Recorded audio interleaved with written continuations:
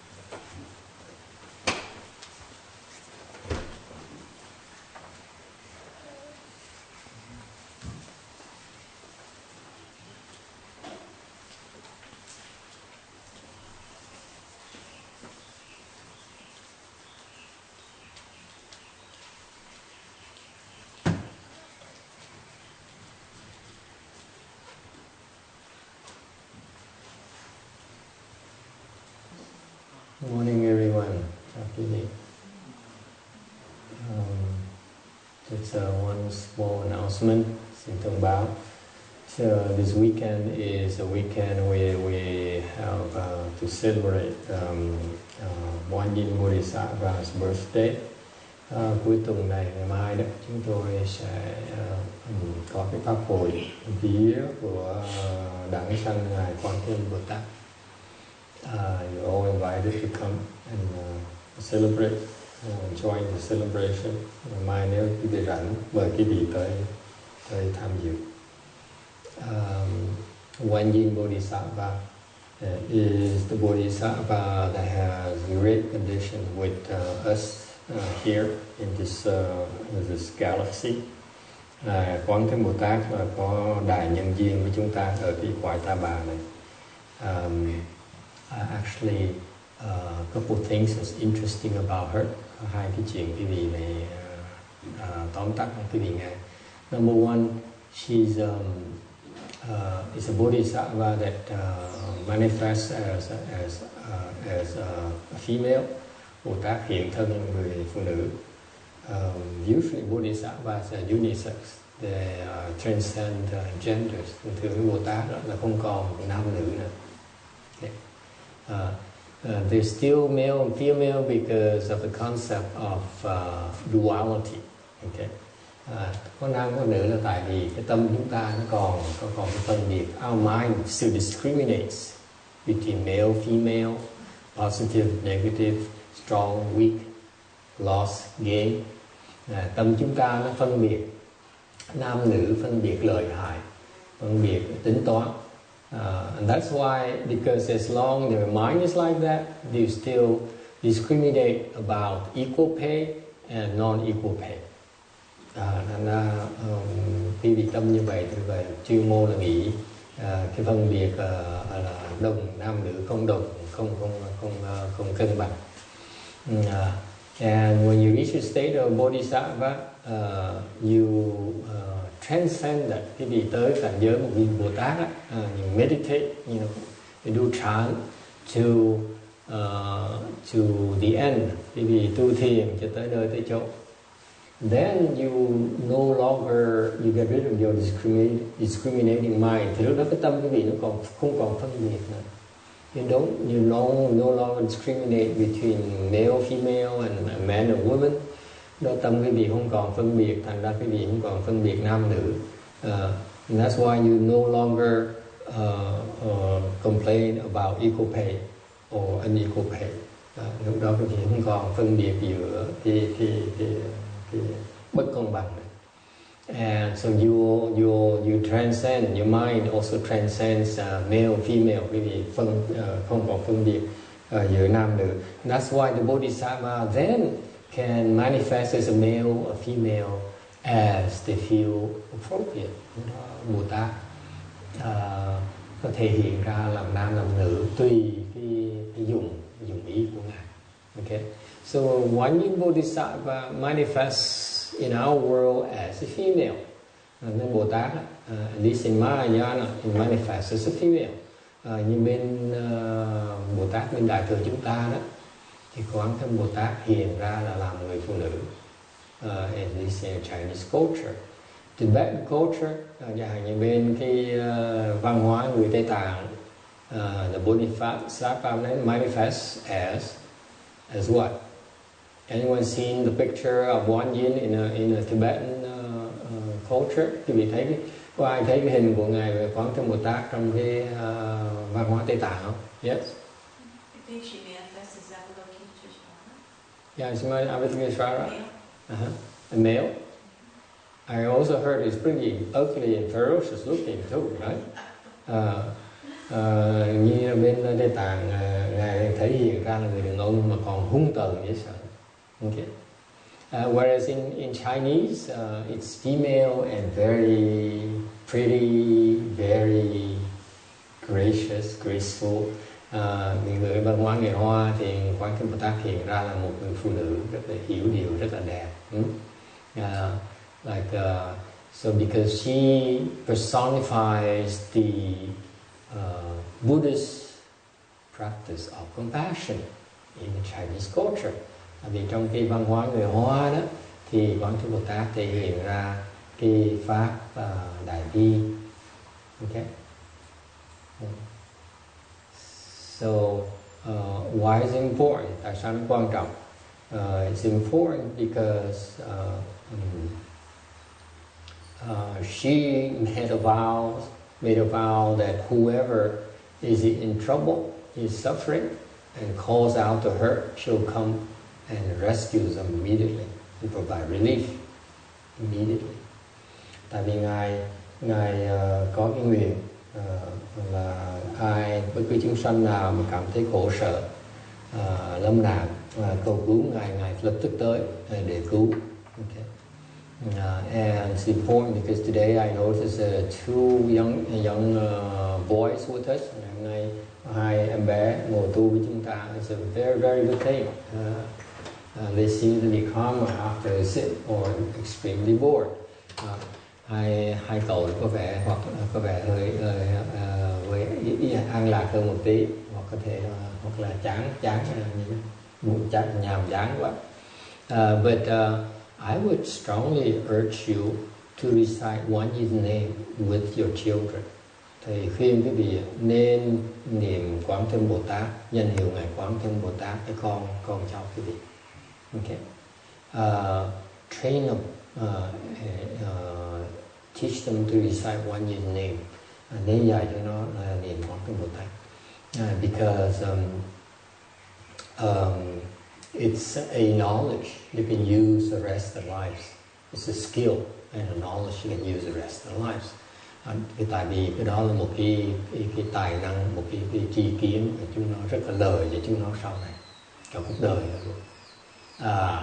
For example, ví dụ, we have among us also a person who, whenever is in trouble or wants something, he recites GuanYin's name. Ngày nay có một người mỗi lần mà cần cái gì, cầu cái gì, muốn cái gì là đều niệm Quán Thế Bồ Tát. Is that right? Đức? Như cái ông này, that's him right there. Okay, so a lot of people, by the way, not just him, a lot of monks and nuns also do that because that's what we know. It's our secret. When we wanted to have food or clothing or even a temple, we all pray to, we monks all pray to GuanYin Bodhisattva. Ngay người xuất gia chúng tôi đó, một khi mà cầu muốn đồ ăn, áo quần, tiền bạc, hoặc là ngay cái chùa chiền nữa, cũng cầu ngài Quán Thế Bồ Tát. Okay. Yeah, you wanted to say something? Không nói gì không? Con cầu có nhà, cái cầu He says, I prayed, he prayed that he wanted a house, he bought a house, he asked for a wife, and he got a wife. Wow, I should try that. Never tried that before. Thì chưa thử cái đó hết. Fascinating. Anyway, so you can recite your children. Tôi khuyên các vị nên dạy các con cháu. So you recite with them, or recite with some people. This is what the small wishes is for. Nên xài mà niệm với nhiều người nên dùng cái mỏ nhỏ này. Như xài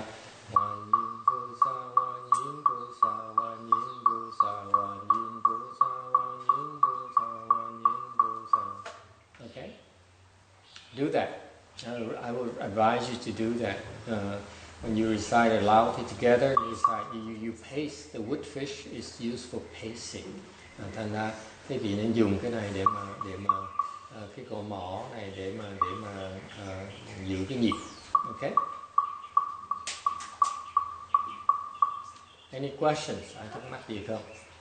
If you have questions, we can help you. We need more details and help you about this particular practice. Oh, it went out. Yeah. Okay. Thank you. Yes, question back there. I want to ask about the kids regarding asthma. Yeah? The kid has asthma. Yes. Which one? The young one. The young one, okay. And what to do? Yes. Có câu hỏi là có một cái em bé, how old is he? 9 years old, he has asthma. What can you do? Meditation will help heal the asthma. Nếu cái bị thiền nó sẽ chữa cái bệnh suyễn này. Okay. What to do? Làm sao? You have asthma. You can do it two ways. If you use teaching meditation, or you which is the preferred thing. Tốt nhất là dạy nó thiền. And it's a very simple process. Okay. For young children, it's too difficult to explain to them meditation. You know, like the different meditation methods. Người cũng ít á, cũng dạy nó thiền đó. Khó mà dạy nó phương pháp thiền. Very difficult. Okay. In order to heal asthma, this is a different process than reciting GuanYin's name. Đây là một phương pháp khác, nó khác ngoài niệm Quán Thân Bồ Tát. If he has asthma, I would urge you to teach him. Can he sit in full lotus? Con ngồi được kiết già được không? Can you cross your legs, both your legs? Yes. You can? Yes. Show me. Okay. Very good. Well, very good. Excellent. You see, ngồi được kiết già. If he can sit in full lotus, this is perfect for him. Nếu có thể ngồi được kiết già, cái này phương pháp rất là dễ. He can sit for a long time. Okay. Make him sit for 3 hours, 4 hours, 5 hours, 6 hours, 10 hours. Okay. And then we build up his chi. Mấy khuyên em bé nó ngồi 3 tiếng, 4 tiếng, 5 tiếng, 6 tiếng, 10 tiếng. Thì lúc ngồi như vậy, ngồi lâu như vậy thì khí nó tụ lại. For long sits like this, naturally your chi packs in your dantian. Thì khí nó tụ trong đan điền. Okay, nó thông lên, nó đẩy cái khí lên, nó sẽ chữa bệnh. When you pack your chi in your dantian, the chi will rise and heal the asthma. Nó giản dị như vậy. Okay, you don't need any medication. Okay, because medication has residues. Okay, thuốc nó có cái chất cặn ở trong, nó có hại ở trong. Okay. Cái thiền này quý vị ngồi, all you need is to sit longer. Get him to sit longer. Okay, bribe him, threaten him, beat him up, whatever it takes. Okay. I mean, no, that's only for the temple. Thành quý vị dù nó ngồi, chẳng như hối lộ nữa, hoặc là hâm, hoặc là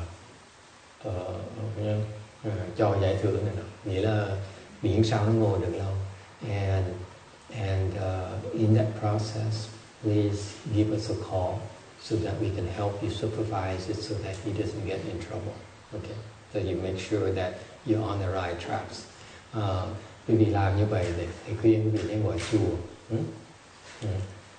để chúng tôi có thể giúp quý vị trả lời những thắc mắc quý vị. Why do we know that? Tại sao như vậy? It works before. We tried before one our children at the temple. Trong chùa chúng tôi đã làm như vậy rất là ít. Not only does it heal, only asthma heals a lot of problems. Không phải suyễn không, nó còn chữa nhiều nữa. Okay. Does it help? Is it clear? Okay. It's not that hard to heal asthma, by the way. Cái suyễn nó dễ chữa. Okay. So use this as an opportunity to teach you meditation. Để cơ hội để mà dạy nó thiền. Alright? As he gets older, you know, if he enters samadhi, then he heals even quicker, naturally as well. Okay? So right now, when he crosses his legs like that, you know, he can be playing video games, watching TV, listening to music. It doesn't matter. It doesn't matter at all. Just get him to cross his legs. Okay? Lúc con nít nó ngồi như vậy đó, mà có thể cho nó coi TV, cho nó nghe nhạc, nó làm gì cũng được, nói chuyện điện thoại, không quan trọng. Even when, by the way, even when he complains he's tired, nhiều khi nó nói nó than phiền, nó mệt gì, okay, his back, you know, he's tired, he's sleepy, he can sleep with his legs crossed. Nó ngủ, nó xếp bằng ngủ luôn. Okay, don't unbuckle, đừng có xả. Even when sleeping and you cross your legs, it's very, very helpful. Nó ngủ mà biểu khiến nó tiếp tục xếp bằng. Okay, and you'll be amazed how quickly he'll get better, how quickly the asthma will go away. Okay. But word of caution, give us a call. Okay, để thầy khuyên nên gọi xiển rần or someone or xiển. All the girls back here, mấy cái sư cô đó, any of them, talk to one of them, and then if you have any questions during the process, give us a call. Như vậy gọi chúng tôi một tiếng. If you're worried about something, give us a call. We can recognize all the problems, potential problems. Okay, we can resolve your worries. Okay, để có kinh nghiệm là có thể giúp quý vị giải quyết những cái thắc mắc, những cái nghi vấn. Okay. And that's a lot better than anything else I know. Okay. You can go and send him to Tai Chi and Shaolin, so it's going to help. But this crossing of legs will be a lot faster. Xuyển như vậy, để khi là con nít nó xuyển như vậy, cái vì gửi nó đi học Tai Chi, đi học Thiếu Lâm, học võ, nó cũng chữa mình. Okay, nhưng để cái thiền nó lẹ hơn nhiều. China is a lot faster than those practices. All right. Any other questions? So anyway, so so the Bodhisattva practice meditation. Là ngài Bồ Tát ngài tu thiền to the ultimate. So the Bodhisattva then is able to have supernatural powers, we call it spiritual powers, to rescue living beings. Các Bồ Tát, các ngài Bồ Tát tu thiền tới nơi tới chốn, thành ra có những cái thần thông để giúp đỡ mọi chúng sanh. Okay. So this is the ultimate attainment of the Chan practice. Cái thiền như tôi dạy quý vị đó là cái mục tiêu của thiền. That's actually the goal of Chan practice. Okay. Thiền nó mục tiêu như vậy. You can get great benefits from very small benefits to ultimately to the greatest benefit. Thành quý vị có được hưởng những cái lời từ nhỏ, từ rất nhỏ nhỏ cho tới cái đại lợi. Small benefits like reducing stress. Cái thiền nó giúp quý vị bớt căng thẳng tinh thần, will help, will heal your illness, chữa bệnh cho quý vị. Okay, and all the way, that's the same process. We teach you to bring you all the way to the ultimate prize, which is highest form of concentration, highest form of samadhi, called enlightenment. Và những câu dạy thiền quý vị để mà giúp quý vị tới mục tiêu tối thượng, cái định lực cao nhất là cái gọi là cái giác ngộ. Okay. Any questions? Ai thắc mắc gì không? Okay. And once you get there, khi mà quý vị tới cái giác ngộ đấy, and then you have what is called great compassion. Khi quý vị giác ngộ rồi thì quý vị có tự động tâm quý vị trở thành đại bi. Until then, you really have no great compassion. Tới lúc đó, cái tâm quý vị không có cái tâm đại bi được. Only enlightened people have great compassion. Và những cái người giác ngộ mới có được cái tâm đại bi. Okay. So what is compassion? Compassion has two forms. Cái đại bi, cái tâm bi đó, tâm từ bi có hai cái loại. There's something called compassion, and something called great compassion. Tại bi nó có hai cái trình độ, gọi là tâm từ bi và tâm đại bi. What is the difference? Does anyone know why bi khác biệt gì không? Compassion. The mind of compassion is a mind that says, when you see people in suffering, tâm từ bi là sao? Cái tâm mà khi quý vị thấy người ta khổ sở, you can't stand, cái quý vị chịu được. Okay. You want to come and help them. Quý vị muốn tới giúp người ta giải quyết cái đau khổ của người ta. You want to come and help them resolve or help reduce the suffering. So far so good. That's a mind of compassion. Okay.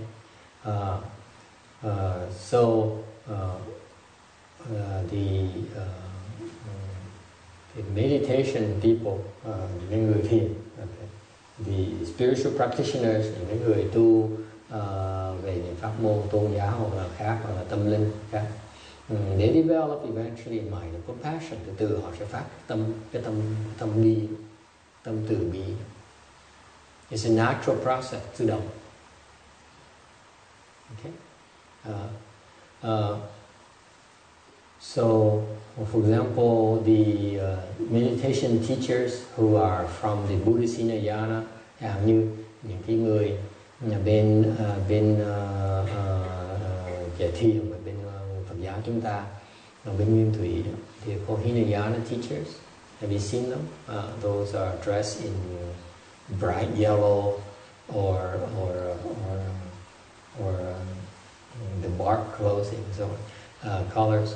Mấy cái người này mới thấy cái Nguyên Thủy, they dress differently. They have a cloth and a wrap around the body, you know, like the clothing and like wrapping around the body. Những người mặc áo là áo đắp, áo quấn. They eventually, the highest form of meditation will reach to give you mind compassion. Thành những cái bên cái phía Nguyên Thủy đó, người ta tu đó, cái thiền người ta sẽ phát triển cái vị tới cái tâm bi, cái tâm từ bi. They don't get there, but they are not greatly compassionate. Thì họ không có cái đại bi. And unfortunately, they don't realize that in their teachings, the goal is not to develop great compassion. Tại vì bên cái Nguyên Thủy đó, cái mục tiêu họ tu đó không phải được phát cái tâm đại bi. That's why they stop. Khi họ tới được phát được cái tâm bi rồi, họ ngừng lại. Okay. They become kind, they become compassionate. Họ trở nên từ bi, rất là từ bi. But if they were to continue meditating, nếu họ tiếp tục mà thiền, then they reach the price of meditation, họ mới lúc đó họ mới thiệt sự là đạt được cái trình độ cao nhất của thiền. It's called great compassion. Họ sẽ mở được cái tâm đại bi. And at that time, they call great compassion, cái đó gọi là đại bi, because tại sao gọi là đại bi?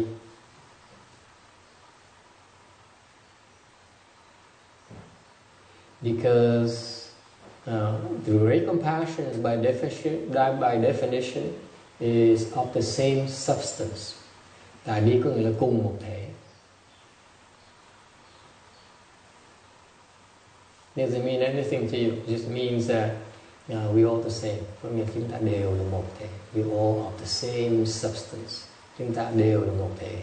We all of the same Buddha nature. Chúng ta đều là có Phật tánh. The Buddha nature is a substance in all of us. Cái Phật tánh là cái thể của chúng ta. It's present in all of us. Tất cả mọi người đều có cái Phật tánh đó. So they see the Buddha nature. Họ thấy được cái Phật tánh. You know, like the chant school says, you do chant, you see the nature, you become a Buddha. Phật tánh mà trong cái thiền tông gọi là thiền để mà kiến tánh thành Phật đó. Kiến tánh đó là cái tánh là Phật tánh đó. See the Buddha nature, see your nature, and you see the Buddha nature. And this nature here, when you see it, then you realize that you have it. Lúc quý vị thấy cái tánh rồi, quý vị thấy quý vị có được. And so do all living beings. Đó quý vị thấy là cái Phật tánh là có, thế vì có, mà tất cả mọi người đều có. At that point in time, that's called great wisdom. Và nó mới gọi là đại trí huệ. It's interesting. You become so wise. You see the truth. You say, wow, I have the Buddha nature, and so does everybody. Đó quý vị thấy trí huệ, quý vị nó tuyệt vời như vậy. Thấy mình là Phật, có cái Phật tánh, và tất cả mọi người đều có. You see it, it's not intellectual. Okay, đó quý vị thử bỗng nhiên thấy như vậy, chứ không phải ngồi suy nghĩ đâu. It's not like you read from a book. You know, it says the Buddha teaches we all have the Buddha nature, and I believe the Buddha, therefore we all have the Buddha nature. It's deduction. Okay? Here at that point in time, you really see you have the Buddha nature. You see it, and then you see everyone also has it. Cái này không phải là cái suy luận đâu. Nhưng cái vị đọc kinh, nghe các thầy giảng thì người ta nói là ai có Phật tánh, cái vị tin như vậy. Thì cái đó là cái suy luận. Còn lúc cái vị mà giác ngộ rồi, mình thấy được cái Phật tánh. Mình thấy mọi người đều tất cả có. And that's what called great compassion. Cái đó là đại bi. No more discrimination. Không còn cái sự phân biệt nữa. So why is it bigger than compassion? Tại sao nó lớn hơn là cái tâm từ bi? What's the difference? Khác nhau chừng nào?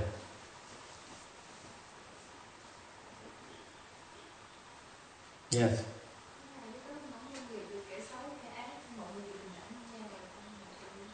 Everyone is the same. You don't discern evil and good. Everyone is level equal. Okay. Yes. What else? Tại sao? What's another difference? Khác biệt chỗ nào này? Yes. When you help others, you're willing to take the loss. Chẳng thà cho nên chịu thiệt thòi khi mình giúp người khác. Okay. Nhắc thầy nhớ dạy con biết chị cũng chịu nó ngồi xếp bằng càng lâu càng tốt rồi, nó giảng gì như vậy. Rồi nó ngồi được 1 tiếng được thưởng 1 tiếng, ngồi 2 tiếng thưởng 2 tiếng, 3 tiếng thưởng 3 tiếng, 4 tiếng thưởng 4 tiếng. Tôi khuyên nó như vậy. Okay. Không cần suy nghĩ, chỉ cần khi bị nó ngồi xếp bằng thôi. Mà làm ngồi được á, thì cho nó giải thưởng. Bánh kẹo thì không cần biết. Không biết cái gì để hiểu. So I remind her that for children, when you teach children meditation, it's a prize. Okay? Most children understand about cookies and prizes and rewards. Okay? Like dolphins. You give a small fish. Dạy nó như vậy. Alright, the difference is cái khác biệt chỗ này. When you are compassionate, khi cái vị mà khi có tâm từ bi, it's still difference between you and the other, vẫn có khác biệt giữa cái vị với người khác, right? He says, I'm compassionate, but of a certain form, okay? Because you're asking for too much. Okay? Lúc quý vị có tâm từ bi, quý vị vẫn còn thấy sự khác biệt giữa mình với người khác.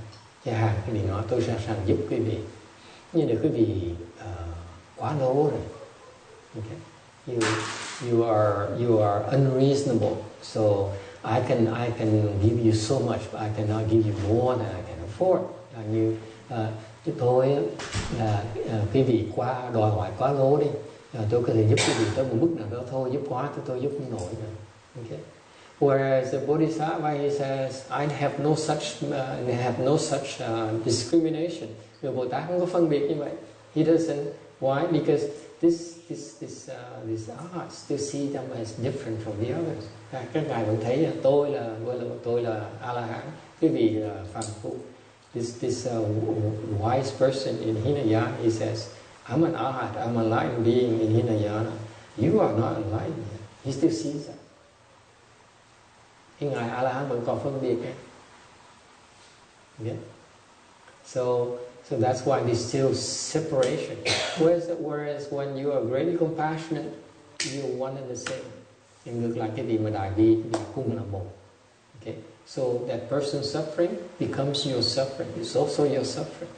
Thành ra cái người đó, người ta khổ sở, thì người Bồ Tát cũng là khổ sở. Therefore, he treats the same person, the person suffering as his own suffering. Cái người Bồ Tát, cái tâm đại bi mà thấy người ta khổ, giống như mình khổ, nên cái giải quyết cái khổ người ta, chúng mình đang giải quyết cái khổ của mình. That's a big difference. There's no more limits. Không còn cái sự hạn chế. See that?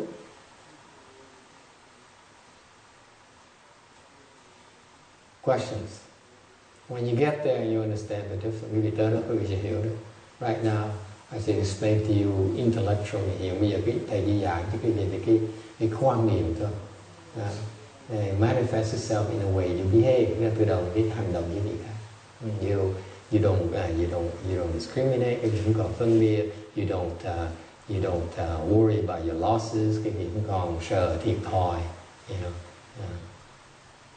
All right. You know, discriminate with men and women, equal, unequal, còn phân biệt nhiều hơn, đàn ông đàn bà, hoặc là nhiều là ít. See that?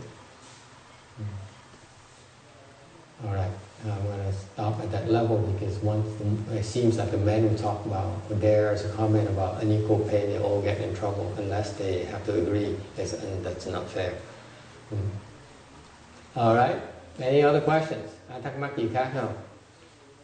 Yes. As I sit here, I have chronic pain, I have spinal injury, fibromyalgia, osteoporosis. There's no comfortable position for me, and I'm always trying to mentally block my suffering. And instead of taking medication, because my stomach I have gastritis, affected my stomach. So does medication help this? The pain? You have a lot of illness, và có nhiều that pertains to, that creates a lot of pain in you. Right? Các bạn có nhiều cái loại bệnh khác nhau, và những loại bệnh nó cùng một cái phản ứng là nó tạo cái đau đớn tâm như sao. It's a lot of mental suffering, physical and mental suffering. Đau đớn cái thân không, còn cái tâm không. Does meditation help? Cái thiền giúp được là không? Meditation is probably very helpful in this particular case. Thiền nó có rất lợi cho trong trường hợp này. Why is that? Tại sao như vậy? In two ways. Hai cách. Okay. Number one. Okay. It will help you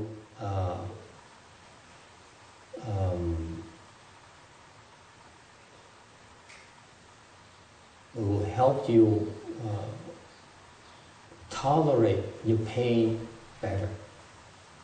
Thứ nhất là cái thiền nó giúp quý vị chịu đựng được cái đau nó tốt hơn. It will help you tolerate the physical pain. Okay. And so this kind of training will help you tolerate your pain, and then will also help you eventually not become affected by it. For example, và giúp bà sẽ không bị cái đau đớn nó dày vò. Tại sao? If you meditate, thì quý vị thiền, okay, and if you take it seriously, quý vị chịu khó. I mean seriously, because usually this requires commitment. Cái này cần cái sự what's commitment in Vietnamese? Anyone else? Commitment. Anyone know what commitment is in Vietnamese? Cam kết. Huh? Sự cam kết. Sự cam kết. Then, thank you. Then you'll be able to enter samadhi. Quý vị cố gắng tinh tấn thì quý vị sẽ nhập được định. When you enter samadhi, khi quý vị nhập định rồi, two things happen. First of all, it will reduce your physical pain. It will heal your physical illness. Nó sẽ chữa bệnh cho quý vị. And number two, it will make you impervious to pain, và quý vị còn đau đớn. For example, ví dụ, okay, one of our students, một trong học trò của chúng tôi, she had major surgery. Cái bà này có giải phẫu. She has a major surgery. Cái này bị giải phẫu mà trầm trọng, cái giải phẫu lớn lắm. And after surgery, she was in great pain. Sau khi giải phẫu đau đớn vậy sao? And so they gave her a Tylenol. She took one Tylenol to reduce pain. She's not here today. Ngày hôm nay cái cô này không có ở đây. Để cô nói là sau khi giải phẫu đau quá đi.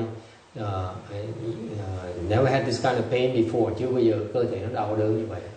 Uống một cái viên Tylenol. So they gave her one Tylenol. And she took it and it helped reduce the pain. Rồi nó bớt đau. And she decided, wait a minute. Chan can help you deal with pain, so I don't like to take medication. Cô nói tôi không thích uống thuốc, mà thiền, thầy nói là thiền là giúp đỡ chống cái đau này.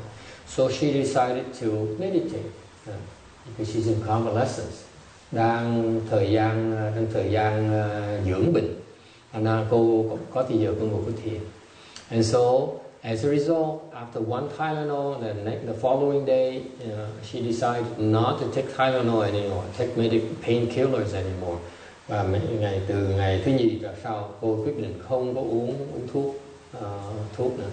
And she meditated instead, ngồi thiền. And she was able to handle the pain. Và cô không cần thuốc. That's what meditation can do. Thiền nó có thể làm như vậy. Will help you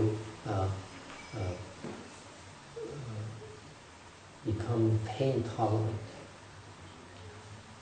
But she's samadhi, her samadhi power is pretty high. Để cái cô nghiệp của được cao. She was in the formless realm. Samadhi, cô này á, trong cái vô sắc giới định. It's pretty high up there. Most meditation teachers is higher than 90%, 95% of meditation teachers. 95% của những cái người mình thầy dạy thiền không tới được vô sắc định. She is in a formless realm. Ở đây là cô được vào vô sắc định. So when you enter samadhi, khi quý vị nhập định, it heals your body. Nhập định được nó đang chữa bệnh. You healing your body, and you are increasing your pain tolerance. You completely don't have any pain. Lúc quý vị nhập định không có đau đớn gì hết. You have no more pain After you exit samadhi, sau quý vị xuất định, then you become more tolerant towards your pain. You can take the pain a lot better. Sau khi quý vị xuất định thì quý vị sẽ nhận cái đau nó dễ hơn trước. So if you keep on improving, it gets better and better. Và quý vị cần tiến bộ thì càng ngày bệnh càng bớt và ít bị đỡ bị dày vò với cái đau hơn. So if you take meditation, chant seriously, it will heal your illness. At the same time, will increase, make you less impervious, more impervious to the pain. Okay? For example, if you get to the ninth level of samadhi, ví dụ quý vị nhập được tới được cửu định, even before that, you reach to 8.95. Ví dụ tới trình độ 8.9. Then you have no more pain. Những người quý vị không biết đau nữa. At will. I know someone who's before the ninth level samadhi, he would go to see his dentist and do a root canal. And he told the dentist, no need for the Novocaine, for the numbness. And he went through the whole operation without, well, not root canal. It's the crowning is his teeth. Okay, so they had to file the teeth.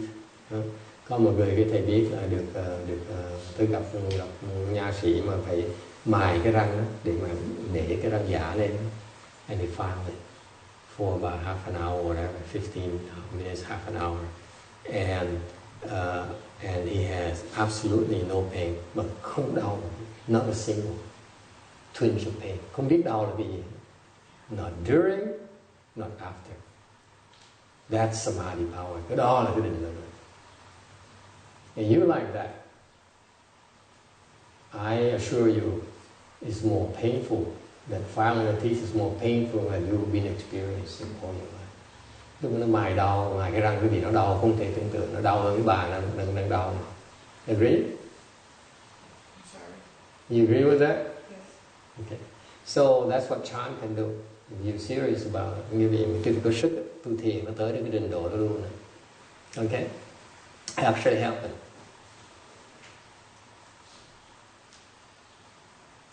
All right. And also, Xin, you talk to her after and see what else we can do to help her out. Because I know how painful it is. I can only imagine how painful it is for ordinary people. So we have to help them with a little bit more help. All right.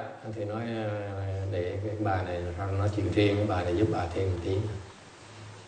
All right. So and the second thing about GuanYin Bodhisattva, cái chuyện thứ nhì tôi muốn nói nữa, that she also brought to our world a meditation technology method, ngài đem pháp môn thiền tông cho đại thừa. It's a Mahayana meditation practice, là phương pháp thiền của bên đại thừa. Not available anywhere else. Không có chỗ nào có. Okay. It's called the GuanYin Dharma Door. Pháp quán âm. Pháp môn quán. So you meditate using this Dharma Door, which is verified by the Buddha, our Buddha, to be the most appropriate Dharma Door for the people in here. Ngài Thích Ca Mâu Ni Phật đã xác nhận là cái pháp môn quán âm này là pháp môn tốt nhất, thiền mà tốt nhất, thích hợp nhất cho mọi người ở cái quả Ta Bà này. Okay. So our temple, I also teach that. Thầy cũng dạy pháp môn ở đây. Okay. So that's why GuanYin Bodhisattva is a good person to know. Thành cái gì mà Ngài có cái mô tả là cái vị nên kết duyên với Ngài. You should want to create a good affinity with her. Nên kết duyên với Ngài. Okay. So that's why our temple we have our followers make sure that we have 3 celebrations per year of the GuanYin Bodhisattva. Nên chùa chúng tôi đó, mấy cái người mà trong chùa đó, người ta nhấn mạnh là chúng tôi phải là làm cái vía con âm 3 lần một năm. Her birthday, ngày sinh nhật, her leaving home day, ngày xuất gia, and her enlightenment day, ngày sinh nhật, ngày xuất gia và ngày đắc giác ngộ. Okay, so please come and join us. Anh mời quý vị tới tham dự. Anything else? Any other questions? Ai thắc mắc gì khác không? Okay. So just one more comment and we can go to lunch. Nói thêm một tí nữa xong nói một tí xíu nữa xong mời quý vị đi dùng trưa. Okay. Ngồi kiết già hoài không được là làm sao thầy? Ngồi kiết già tại sao ngồi không được? Hay bà hả? Dạ ngồi không có lâu được, không có được, không có tí, ngồi nửa tiếng hay 15 phút. She says that her friend, bác hay là bạn của bác? She says her friend, but she means herself. Ngồi lâu không được hay sao? She says she cannot sit for very long because it hurts too much. Okay.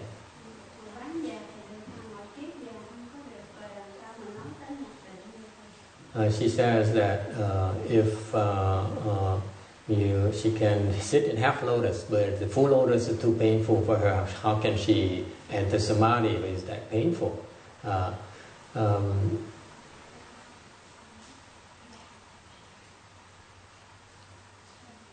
I don't know how to answer that. Thầy không biết sao trả lời nữa. I somehow get people to sit in pain for the last 11 years. Hơn 11 năm qua thầy dạy ai cũng chịu ngồi nhẫn thiệt. So she says she's frustrated because it's been for a long time, and she still can't do it.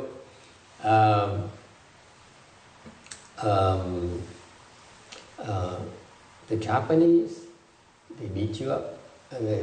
Người Nhật là ta quýnh, it seems to help. If during the sit, nó ngồi đó mà duỗi chân ra, during the last sit, cái lần cái giờ trước mình ngồi mà bác mà duỗi chân ra, if you dare unbuckle, we come around and really hit you hard. Mình dám duỗi chân ra, chúng tôi tới đem cái gậy quất sau lưng, quất mạnh. The Japanese is very brutal. Người Nhật rất là hung tợn. Cái gì nhúc nhích đó là quýnh ngay. Okay. That seems to help, như nó giúp được đấy.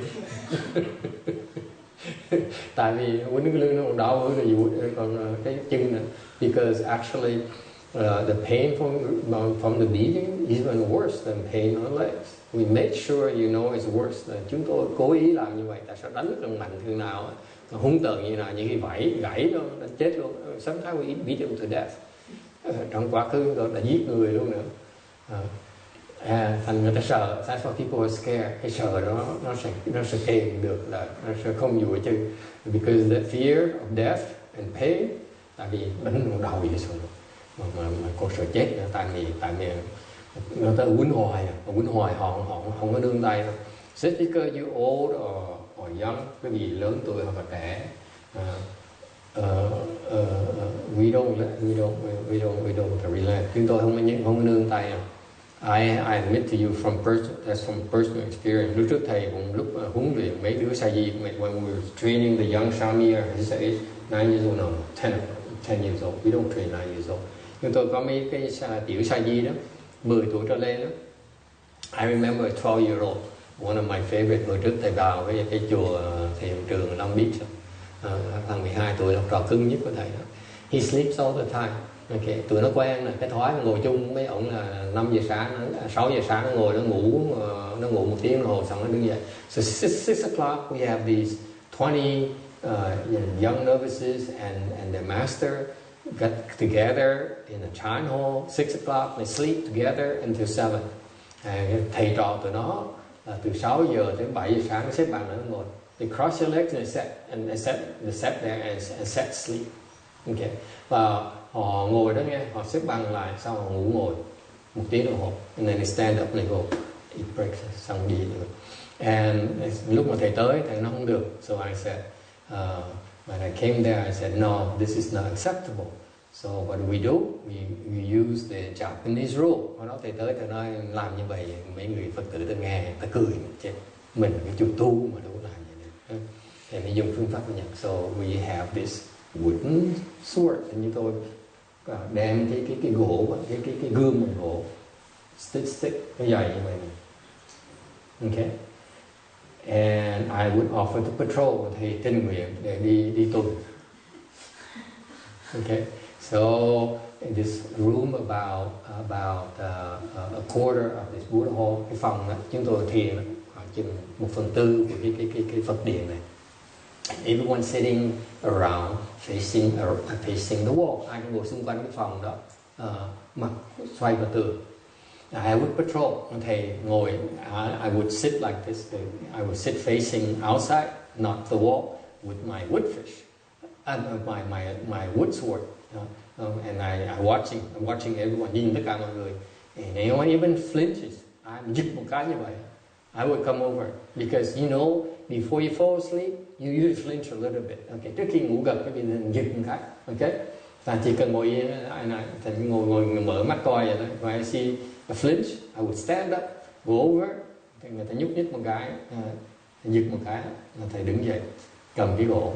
So there's a process. Okay, you take the wood fish, the wood sword, you tap the shoulder. Okay, gõ nhẹ nhẹ. And the person immediately wakes up. The boy immediately wakes up. That boy, go on, có ai lập tức. And what do? You lean forward. Lean forward like this. Thành cái người đó mới ngồi, mình duỗi tới như vậy. Okay, so that it's flat. Your back is flat. You don't have to, by the way. Cái vị không cần mà ngồi tới, we beat you up anyway. Cái vị không sủi tới, chúng tôi cũng đánh như thế là, you sit like this, we beat you, we might break your shoulder. Mà nếu ngồi như là quýnh, ngồi yên ngồi như vậy, quýnh là gãy lưng ráng mà chịu, gãy vai ráng mà chịu. Okay? So it's best to lean forward like this. And tốt nhất quý vị nên tự động tới. We don't say anything. It's not a single word in exchange. Không nói một tiếng nhé. Okay?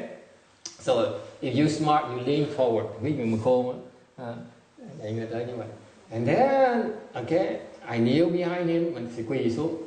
And I go and hit both arms. Hai tay như vậy. Okay. You're not going to report me, are you?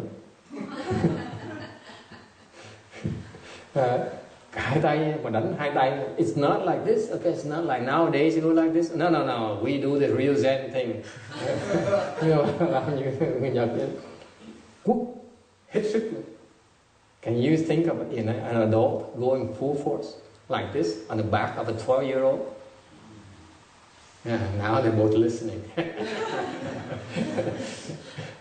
Quất. And you know what? You hit him with and he cried. Nó hét một cái xong nó khóc. Okay. So I did this for about 2 weeks. Thầy làm 2 tuần. I beat everyone. The monks, the novices, ông thầy cũng quýnh. Thằng mấy thầy gì thầy cũng quýnh. After 2 weeks, no one slept anymore. Sau 2 tuần quýnh, người nào bị quýnh không ai dám ngủ nữa. Okay.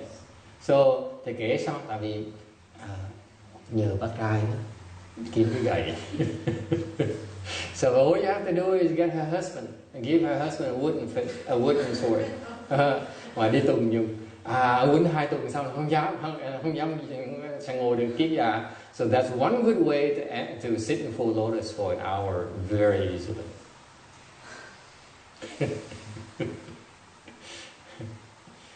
You don't understand, vẫn chưa hiểu. Tại sao phải nhận cái đau? Why you need to endure the pain? Because when you meditate and endure the pain, you are healing yourself.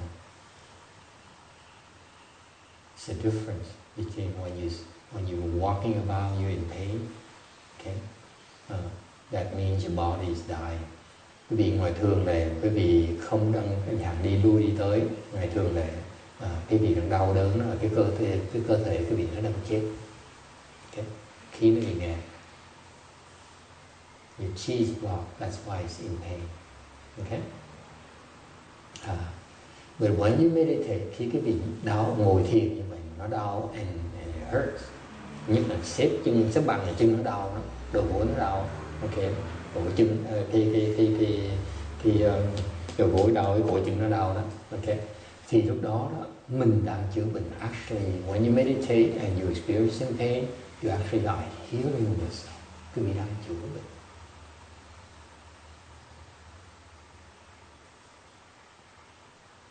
Thằng bác biết không? Nếu mình nhận đau như vậy, người nó khỏe ra và nó trẻ ra. Nếu mà nhận đau như vậy, người không cần nhập định nha, không cần, nó tự động sẽ nhập định, không cần nghĩ nữa. You don't have to think about entering samadhi. You will enter samadhi and you will heal yourself and eventually you will conquer the pain. Từ từ sẽ hết đau. Thì nhắc lại, xếp bằng nó đau như vậy rồi, là người nó khỏe rồi, bớt bệnh, nó không cần uống thuốc.